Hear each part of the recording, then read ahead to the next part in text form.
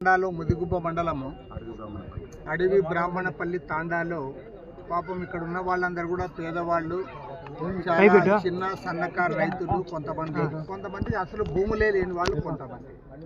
మరి ఎవరికైతే భూములు ఉన్నాయో వాళ్ళ తాత తండ్రుల కాలం నుండి కూడా ఎవరైతే ఇక్కడ ల్యాండ్స్ చేసుకుంటా ఉన్నారో వాళ్ళ భూములన్నీ కూడా అసలు ఈవెన్ పట్టాదారు పాస్ పుస్తకాలు కూడా వాళ్ళ చేతుల్లో ఉన్నాయి. కానీ వాళ్ళకి తెలియకుండానే ఇక్కడున్న మండల అధ్యక్షుడు ఆదినారాయణ యాదవ్ ఏమో ఆయన పేరు మీదుగా, ఆయన కుటుంబ సభ్యుల పేరు మీదుగా అవన్నీ కూడా మార్చుకొని అడంగల్లో కూడా వాళ్ళ పేర్లు రాయించుకొని వీళ్ళకి ఏమాత్రం కూడా తెలియకుండా బ్యాంకులో లోన్లు తీసుకోవడము, తర్వాత దానిపైన ఏదో పంట నష్టపరిహారం వచ్చేదంతా కూడా ఆయనే తీసుకోవడము, ఇవన్నీ చేస్తూ వచ్చినాడు. ఇక్కడ ఉన్న వాళ్ళు పాపము అక్కడ స్థానిక అధికారులకు, అదేవిధంగా ఎవరైతే ప్రజాప్రతినిధులు వాళ్ళ దృష్టికి తెచ్చినా సరే వీళ్ళకి న్యాయం జరగలే. అన్నిటికంటే ఘోరమైన విషయం ఏమంటే, మరి ఎక్కడైనా జరిగిందో లేదో నాకు తెలియదు, పాపం గ్రామానికి అధికారులు వచ్చినప్పుడు వాళ్ళకి మెమరాండమ్స్ ఇస్తే ఆ అర్జీలన్నీ కూడా ఊరు బయట కింద పడేసిపోతూ ఉన్నారంటే ఇవాళ అధికారులు ఎంత ఘోరంగా వ్యవహరించారో, ఎంత నీచంగా ప్రవర్తించారో దీన్ని బట్టి కూడా అర్థమవుతా ఉంది. కాబట్టి నేను స్పష్టంగా ఈరోజు మేము కోరుతా ఉన్నాం, దాదాపు 200 ఎకరాల భూములు ఈ రకంగా ఇక్కడ జరిగినాయి, అన్యాక్రాంతమైనాయని తెలుస్తూ ఉంది. అంతేకాకుండా మరి చుట్టుపక్కల గ్రామాల్లో కూడా మరో 200 ఎకరాలు ఈ రకంగా అన్యాక్రాంతమైనట్లుగా తెలుస్తూ ఉంది. దీనిపైన సమగ్రమైన విచారణ జరగాలి.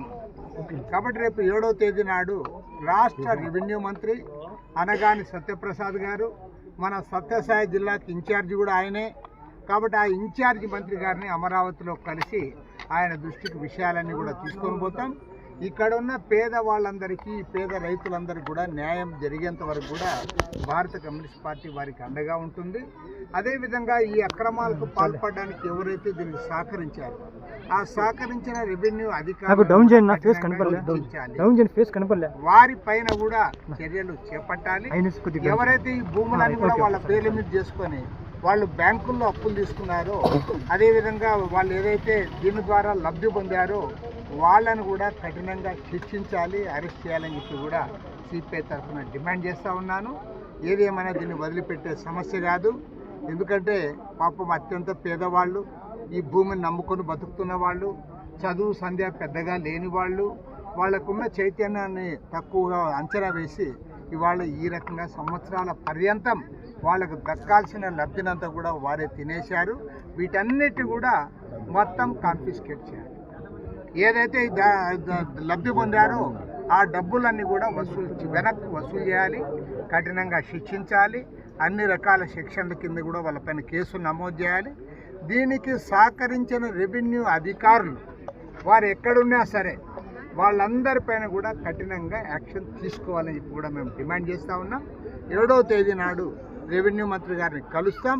రెవెన్యూ మంత్రి గారి నుంచి కూడా సక్రమమైనది రాకపోతే మాత్రం ఖచ్చితంగా దీనిపైన ప్రత్యక్ష ఆందోళన కూడా పూనుకుంటాం. ఇక్కడున్న పేదవాళ్ళకి ప్రతి ఒక్కరికి కూడా న్యాయం జరిగేంత వరకు కూడా సిపిఐ తరఫున వారికి అండగా ఉంటామని చెప్పి కూడా మనవి చేస్తాం. ఎంతమంది రైతులు సార్? ఇప్పుడు మనకు ఇక్కడ తెలిసిన సమాచారం దాదాపు 200 ఎకరాల భూములు ఈ రకంగా అన్యాక్రాంతమైనాయి అనేది ఒకటి. తర్వాత చుట్టుపక్కల గ్రామాల్లో ఆ సంకేపల్లి, మిగతా గ్రామాల్లో కూడా ఇలాంటివే జరిగినాయని చెప్పి చెప్తా ఉన్నారు.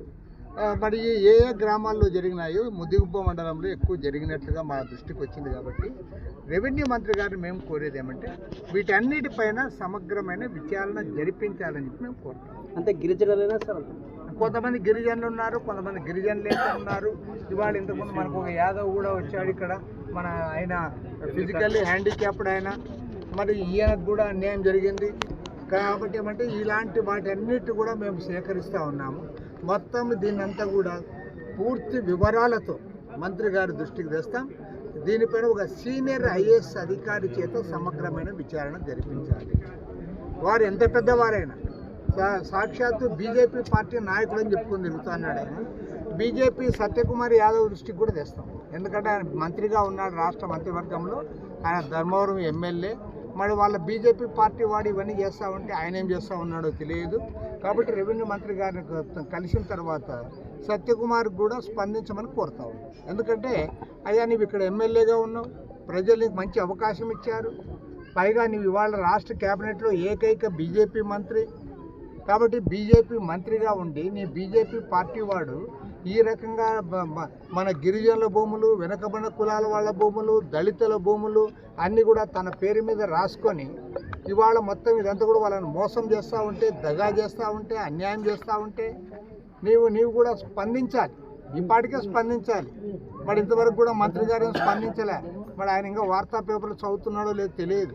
కాబట్టి అంటే స్థానిక మంత్రి, స్థానిక ఎమ్మెల్యే అయినటువంటి సత్యకుమార్ యాదవ్ కూడా దీనిపైన స్పందించాలి.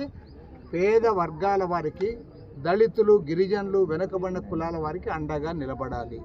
అదేవిధంగా అనగాని సత్యప్రసాద్ గారు సత్యసాయి జిల్లా ఇన్ఛార్జి మంత్రి, పైగా రాష్ట్ర రెవెన్యూ మంత్రి అయినా. కాబట్టి మీ ఇలాకాలోనే ఇలాంటివి జరిగాయంటే యుద్ధ ప్రాతిపదిక పైన స్పందించి యాక్షన్ తీసుకోవాలని చెప్పి కూడా ఆయన కూడా కోరుతా ఉన్నాం. ఏది ఏమైనా సరే సిపిఐ దృష్టికి వచ్చింది కాబట్టి మేమందరం కూడా మా జిల్లా నాయకులందరూ కూడా ఇక్కడికి వచ్చారు. మేము దీన్ని రాష్ట్ర స్థాయి ఉద్యమంగా తీసుకుపోతాం. ఇది ఒక్క సత్యసాయి జిల్లాలోనే కాదు, మాకు ఇవాళ రాష్ట్రంలో అనేక చోట్ల ఇలాంటి ఫిర్యాదులు వస్తూ ఉన్నాయి. రాష్ట్ర వ్యాప్తంగా దళితుల భూములు, గిరిజనుల భూములు, వెనుకబడిన కులాల పేదల భూములు ఎక్కడైతే అన్యాక్రాంతమైనాయో వాటన్నిటిపైన కూడా రాష్ట్ర వ్యాప్త ఉద్యమానికి మేము శ్రీకారం చుట్టబోతా ఉన్నాం. అవసరమైతే భారీ ఎత్తున జనాన్ని తరలించి అమరావతికి కూడా